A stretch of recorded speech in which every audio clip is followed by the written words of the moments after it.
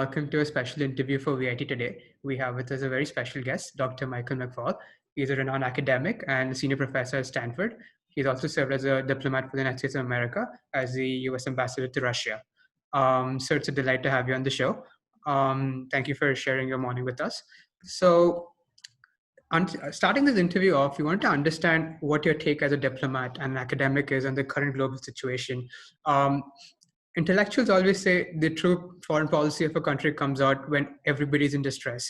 That's when everybody starts showing their true colors, right? So seeing that in the last 6 months, we have seen a lot of, let's say, a lot of arguments and a lot of instability in foreign policy between very important powers. How do you place the geopolitics in today's scenario? We can start with the discussion with that. Perhaps give your open statements on what do you think the current geopolitical situation is like. Wow, that is big questions for so early in the morning here in California. Nice to be with you guys. Well, let me say a couple of things and then I'm happy to go in whatever direction you want. Number one, we are definitely in a transition period from the structure of the international system from 30 years ago. Remember, for most of the 20th century after World War II, the international system was structured around two superpowers, the Soviet Union and the United States. Not everybody signed up to that division of the world, including India. I think India was the most important independent country in the Cold War, but most countries aligned to one of those two blocks. Then the Soviet Union collapsed, and for a while you had a unipolar moment where the United States was the most powerful country in the world. Democracy was a universal value in the world. Markets were accepted by most countries in the world as the way to organize your economy. And the liberal international order, which the United States created after World War II and was part of the world order during the Cold War, became global during this period. And so liberalism with a small L was ascendant, and the greatest power in the world at the time was a supporter of these values. That was 1991. Fast forward to our time today, I think you have multiple things going on that make it more difficult to understand the structure of the system. First, you have the decline of American power, the rise of other countries' power, and here I would put China, India, and Russia. I think people forget about Russia, but Russia is way more powerful today than it was in 1991. You have the European Union that sometimes acts as a unitary actor versus not. And so you have a trend towards multipolarity in the system. But within that, and I think this is hard for people to understand, you also have, I think, the reemergence of bipolarity. That is, it's not that power is being distributed equally between the non-American powers. Within that constellation of states, China is much more powerful than all the rest. China is more powerful than Russia. China is more powerful than India, more powerful than the European Union in various dimensions. And I'm happy to discuss those dimensions if you want to. And then the third new thing, so multipolarity, but then this rising power among the non-American powers.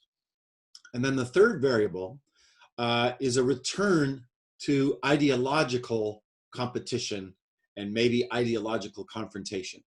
So of the rising powers, two are autocratic countries, China and Russia, that in different ways challenge democracy as the system of government and challenge the liberal international order that is anchored by the United States. And so that, I think, is kind of structurally the new world we're in. I want to add one more factor to it, which is internal politics in the United States. For most of the Cold War, Democrats and Republicans believed that we had to defend the free world. And we had a policy called containment of the Soviet Union that changed over time how we practice it, but mostly Democrats and Republicans supported that strategy and supported that we had to be engaged in the international system to contain communism. Sometimes so much so that we made big mistakes, in my view. The biggest mistake, of course, was deciding that we had to contain communism in Vietnam because we overstated the threat of communism in Vietnam to our interests. And that was a disastrous mistake in my view. But generally there was people, Democrats and Republicans, supported the idea of promoting our ideology, democracy, and engaging as internationalists in the global order. Today, there's a debate about both those things. There's a group of people in the Republican Party and in the Democratic Party that don't want us to promote democracy anymore. They say that's not our business. We should get out of that business. And within the Democratic Party and in the Republican Party, there are two camps that say we should disengage, that we should isolate. We should go back to making America great again, America first, right? And these isolationist tendencies are greater today in America than at any time since the 1920s, I would say. And within the Republican Party, there's one person in particular that thinks we shouldn't promote our ideology and we should disengage from the world. And he just happens to be the president of the United States, Donald Trump. And so you put all those things together, I think it's a rather chaotic, uncertain world that we live in today. Right. So I want to explore that Donald Trump angle a little bit more a little later, but I wanted to follow up on something really important that you brought up in your answer, which is we're going back to ideological politics, right? Not just in the United States, but also in developed countries like Germany, you see the rise of the right wing. You see a lot of ideological politics happening in India, in Brazil, so on and so forth. What do you think is so special about the times that we're living in? What are the so-called metrics that we're existing in right now that is giving a rise to ideological politics, which is something we perhaps went through a century back, and we thought we're liberalizing decade after decade, and then suddenly you see these leaders coming up and then people supporting them just because they're appealing. And if I'm not wrong, when Trump ran his first election, people were saying this is what the Americans truly wanted when Trump got elected, right? So why is these notions and symbols coming up now of any time period in the last century? So that's a great question. And I don't have an easy answer. And I want to make clear, I am not an expert on your country. So I'm going to let you comment on the politics inside your country. I don't want to meddle in your internal affairs, okay? But I think it's a very important tendency that I left out, and I'm glad you're giving me a chance to talk about it. Because what you've seen, liberalism, globalization, did lead to a lot of economic growth around the world. In your country, it has. China most dramatically. I think you've seen the largest reduction of poverty in the history of mankind in China over the last 40 years. And they did that not because they became more communist. They did it because they became more liberal and open to the global capitalism, right? But as a result of that tendency, there were also losers in that process. And in my country, most certainly there were losers in the manufacturing sector when those jobs migrated to places like China. And so globalization had this negative effect for a certain part of our population, the middle class, the working class, right? And the economic disparities in my country and some of the other ones you mentioned also grew. So the rich got richer and the poor just stayed poor. Or they didn't, their wages didn't grow at all. Their wages stayed flat for like 30 or 40 years. And so populists have taken advantage of that.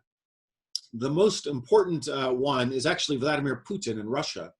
He was the first guy to say this liberal international order only works for the United States. And he has cultivated a set of nationalist, orthodox ideas, anti-liberal ideas is what I would say, both on the economic and social. It's in both dimensions, by the way, and international. He says it's the decadent West that has ruined Europe and ruined Russia. And it's this liberal international order, the IMF, the World Bank, that has dominated the WTO, that has made things bad for us. And he, over the last decade, has begun to cultivate like-minded populists in Europe. Viktor Orban in Hungary, Salvini in Italy, Le Pen in France, Farage in the UK. And I think Donald Trump is part of that movement, this illiberal movement against the liberal international order. So it's a rebellion against what we thought was going to be, my colleague Frank Fukuyama called it the end of history, right? In the late 80s, early 90s. This is a backlash against this. And it's now, as you said, it seems to me, again, I'm not an expert, but it's wider than just the West. You see this in India, you see it in Brazil, most certainly. And I don't know, what's interesting about it, another difference from the Cold War, is that this ideological struggle between liberalism and illiberalism is within countries. It's not just between countries, right? And that, I think, makes it even more challenging in some ways than the ideological struggle during the Cold War. Rival there, right? Same in Japan, same in South Korea, because our current administration has been so unpredictable vis-a-vis our alliances. So I think people should not underestimate the very positive honeymoon period, at least, that Joe Biden will get. Number two, my sense vis-a-vis China, which is a very difficult, important challenge for US foreign policy, I think they are so exhausted with Trump and his erratic behavior that they too will want to try to get the relationship off onto a good footing, and may do some important first steps, unilateral first steps, to try to set US-China relations on a better track. So I think there could be a reduction of tensions there very quickly. Russia, I think, is more difficult because there's not much that they can do that we care about, and vice versa. But so we can't go back to the past, but we should not underestimate the role of individuals in foreign policy and global politics. I think grand strategists tend to do that too much, right? They talk about countries as if they're people, and they're not. Foreign policy is made by individuals, not by culture, history, or power. And I think the change at the top will have a very big, and at least initially positive, effect on US foreign policy. With respect to my senator, I want you to remember that Kamala Harris is from California. She's from the area. She's been working where I live, and I think it's a fantastic moment in American history that she's the vice president. You won't be surprised that Indian Americans here in my country are thrilled to death of her choice. My son is a high school student here in Palo Alto, where I live. And we have a very large Indian American community here because of Silicon Valley. And he has lots of friends in the Indian American community, and they are joyous about her election. And I think it's something that all Indians should be proud of. And I most certainly, as an American, am proud of this historic moment. And likewise, the Black American community should be proud of this incredibly accomplished woman who was selected as the vice presidential candidate purely because of her own work and determination. This person made it on her own. She is the daughter of immigrants that worked their way up there, and there should be, whatever your politics are, it is a very inspirational story for me that this is still possible in America. But I didn't answer your question yet. I'm just still cheerleading. I do think, remember, why did Hillary Clinton lose the last election? She actually won the popular vote by almost 3 million votes, but she lost in 3 critical states in the Midwest. And if you combine the totals that she lost for, I'm just remembering off the top of my head, but I think it was 77,000 votes, right? Very small number of votes distributed over 3 states. And in all 3 of those states, Black American turnout was significantly down compared to turnout for Obama in 2008 and Obama in 2012. So if the only thing that Senator Harris can do is to slightly increase Black American turnout in those swing states, right? Pennsylvania, Ohio, Wisconsin, Michigan, and there are large African American populations there. If she can just slightly get 10,000 more people in each of those states to vote for Joe Biden, that will be a very significant contribution. So that's number one. And I think she has the possibility to help do that. The other thing where she could affect the electoral college voting is with the people that are your age.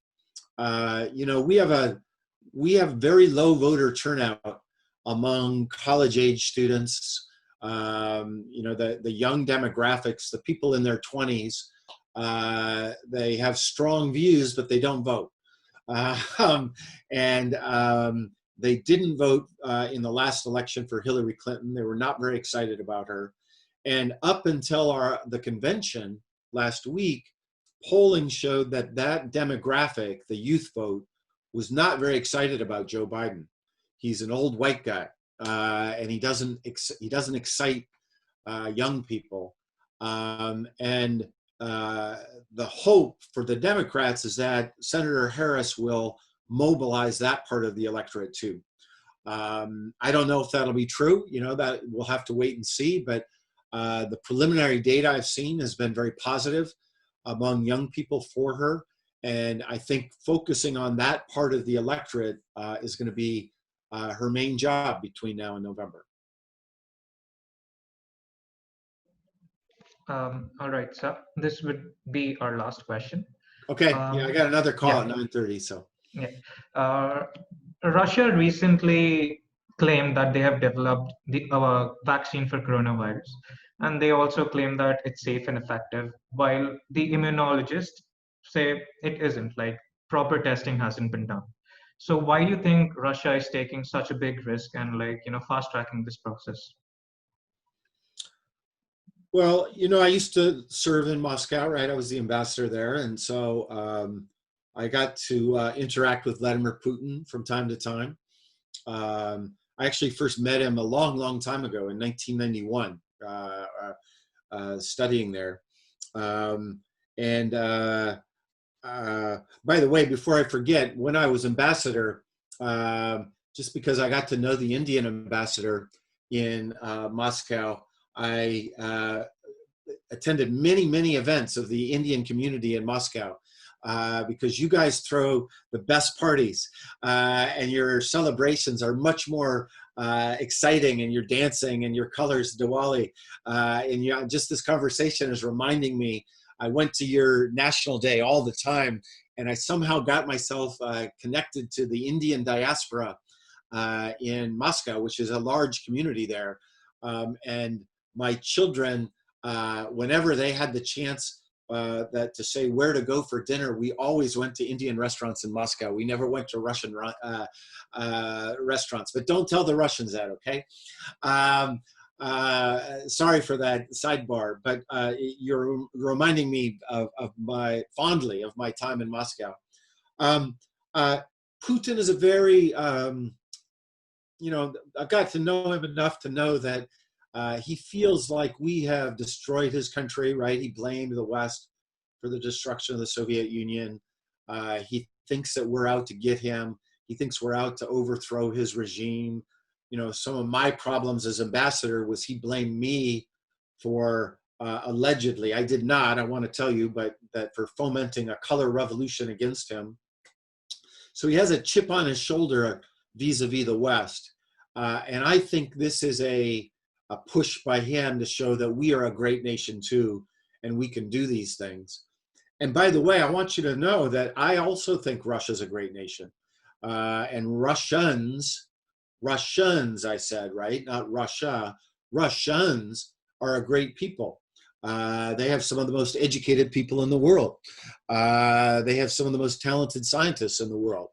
You know, where I live here in the Silicon Valley, there are 3 big immigrant communities here: Indians, Russians, and Chinese, right? That's not by accident, because those are the smartest, most talented people in the world that are coming here. And Russians are ahead of China, if I'm not mistaken. Indians are the largest group. And so they do have some scientists, and I'm sure they have the capability of making this vaccine, but the government is politicizing it. And I think that's dangerous. And, you know, I would just note that this government doesn't have a very good track record of telling the truth about things. Mr. Alexei Navalny, a leading opposition figure there, was just poisoned. He was flown to Germany, and the doctors that have treated him in Germany has said that he was poisoned. They've already announced that officially. These are doctors, these are not politicians. But the politicians in Moscow are denouncing that science. They're denouncing the medical doctors there. So that should make people suspicious. If politicizing medicine and politicizing science, as we Americans have learned very tragically during this horrible pandemic, is very dangerous. So I think we would have to have lots of international independent people to look at this vaccine before anybody should trust whether the science validates the claims that Mr. Putin has made. Right. So I think with that, we conclude this interview, because I think you have another call coming in, and we can perhaps pick this up sometime later when convenience allows. So with that, we come to the end of this interview. Thank you so much, sir, for giving us time this morning. And we wish you best of luck and good health. Okay. Thanks for reaching out. Appreciate it. So much. Nice to chat with you guys. Great questions. Thank you so much. Bye-bye.